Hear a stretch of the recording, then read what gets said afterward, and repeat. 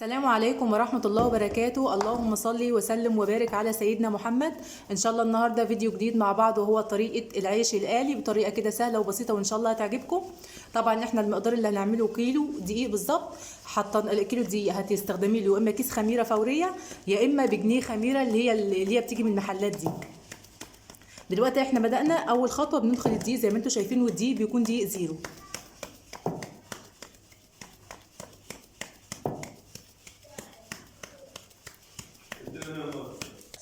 دلوقتي بقى احنا حضرنا الخميره، حطينا عليها حبه ميه عشان نختبرها، وحطينا عليها حبه سكر وسيبناها شويه، يعني 5 دقايق كده. دلوقتي بقى هننزل بالخميره على الدقيق، ونقلب بقى زي ما انتم شايفين كده. وبعد كده بقى ننزل بالميه. طبعا العجين في الشتاء بتدفي الميه، وفي الصيف بتخليه ميه بارده.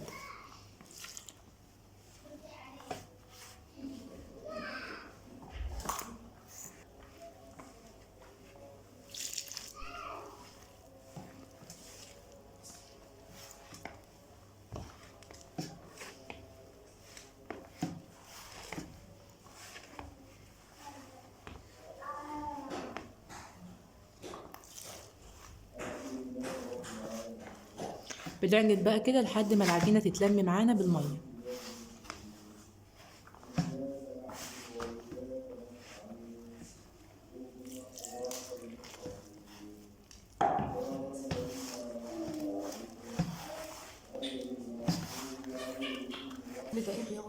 بتنزل كده بالميه لحد ما العجين شويه شويه، لحد ما العجين بيتلم معاكي.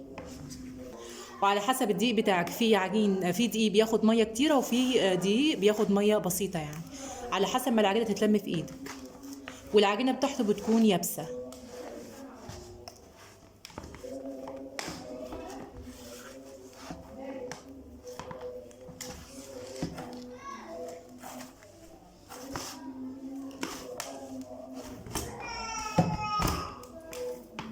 هو استرتش بقى عند ماما.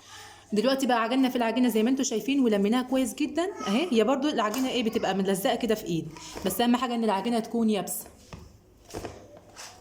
دلوقتي بقى هنزل بمعلقتين زيت كبار عشان خاطر الم بيهم العجينه.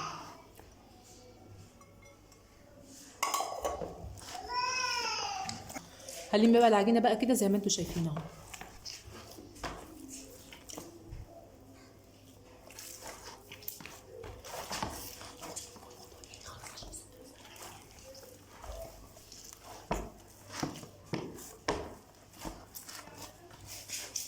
يا مرات اخويا اللي بتعجن لكم العيش القلي ده. فانا حبيت بس اشارك معاكم الفيديو.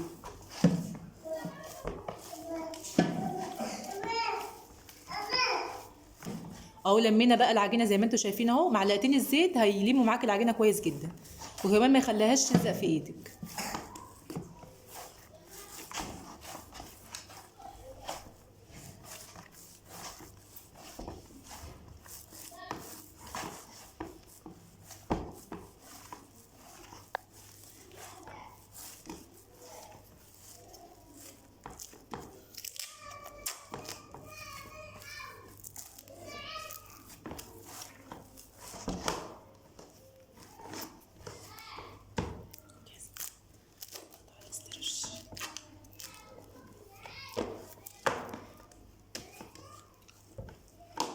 خلاص كده العجينه بقى اتعجنت. هنبدا ان احنا نغطيها بستريتش راب كده.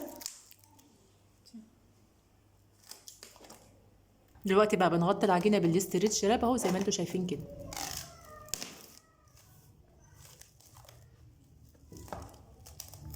دلوقتي بقى غطينا كده العجينه بالاستريتش راب زي ما انتم شايفين كده. هنسيبها بقى تخمر لحد ما العجينه ترتفع معاكي خالص، وتاخد الخمر اللي هي محتاجاه. وبعد كده بقى هنشوف هنعمل ايه تاني. دلوقتي بقى زي ما انتم شايفين كده العجين خمر خالص. طبعا على ما اختمر كنا خلاص جبنا صينيه كده وحطينا عليها دقيق عشان نقطع عليها العجين. دلوقتي بقى نبدا نقطع كور صغيره جدا جدا.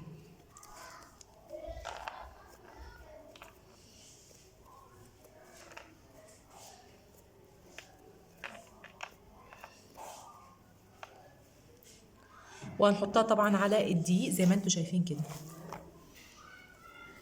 ودي الكرة التانية برضو.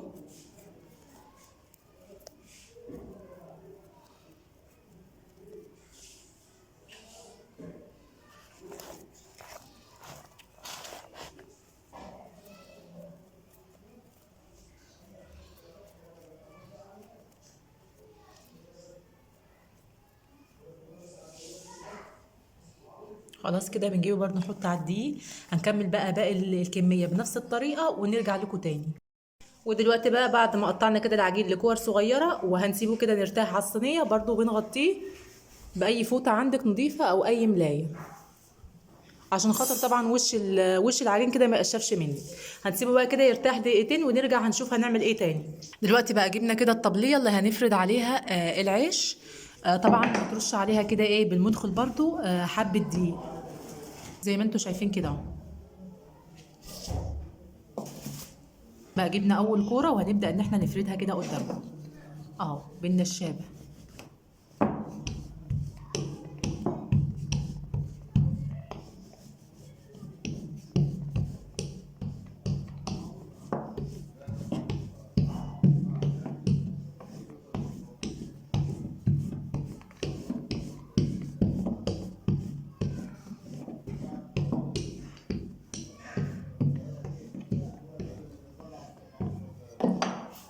وده سمك الرغيف زي ما انتوا شايفينه كده اهو.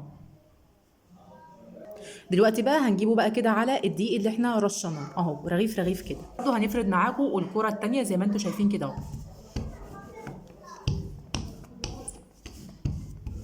يا برضه عشان خاطر وانتوا بتقطعوا برضه العجينة بتبقى بتلزق برضه كده في ايديكم اهو زي ما انتوا شايفين كده اهو.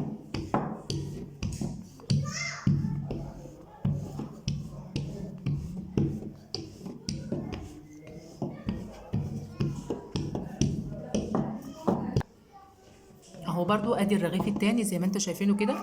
هنحطه بقى كده على برضو ايه الدقيق اللي احنا حاطينه ده اهو. هنكمل بقى برضو نفس الكور كده بنفس الطريقه ونرجع لكم تاني. وكل برضو ما العجينه بترتاح معاكي كل ما الكور والعجينه برضو بتفرد معاكي وترتاح معاكي اكتر. دلوقتي بقى هنروح نبدا ان احنا نولع الفرن عشان خاطر نبدا التطيب بعد ما نخلص الكميه كلها. دلوقتي بقى جيت هنا طبعا ولعت الفرن عشان خاطر يسخن زي ما انتم شايفين. ده الفرن البلدي. عندكم بقى الفرن اللي هو الميكروويف عادي ممكن تطيبيه فيه مفيش اي مشكله خالص. دلوقتي بقى بعد ما فردنا كده كل الكميه اللي معانا بالنشابه هنبدا بقى الجزء اللي احنا عملناه. هنبدا نطيبه الاول. يعني كل رغيف اخدتيه كده وفردتيه وركنتيه هتطيبيه اول باول. دلوقتي رمينا اول رغيف كده ايه في النار اهو. وادي الرغيف التاني وادي برضو الرغيف التالت اهو. وهكذا بقى لحد ما تشوفي البلاطه هتاخد معاكي كام رغيف وتطيبيهم مع بعض. ادينا بقى شايفين ايه العيش بيتنفخ اهو معانا في الفرن اهو زي ما انتم شايفين كده رغيف رغيف اهو.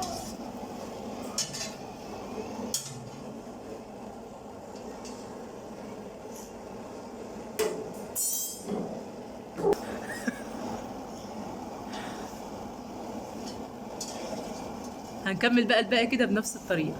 حضرنا صينيه وحطينا عليها كده القماشه اللي هنطلع عليها العيش. دلوقتي بقى خرجنا كده العيش اللي بدا يستوي معانا اهو زي ما انتم شايفين كده. وطبعا ما تخليش برده دقيق عشان دقيق كده على الوش قبل ما تطيبيه عشان خاطر ما يتحرقش منك في الفرن. ده خلاص كده اخر رغيفين كده بقى في الفرن كده هنطلعهم. وده بقى كان شكل العيش كده بعد ما خرج واستوى معانا. اتمنى بقى لو الفيديو عجبكم ما تبخلوش عليا بلايك للفيديو وكمان تشتركوا في القناه وتفعلوا زر الجرس للكل عشان يوصلك اشعار بكل فيديو جديد وتكوني اول واحده بتشاهد الفيديو. اشوفكم ان شاء الله باذن الله في فيديو جديد. مع الف سلامه.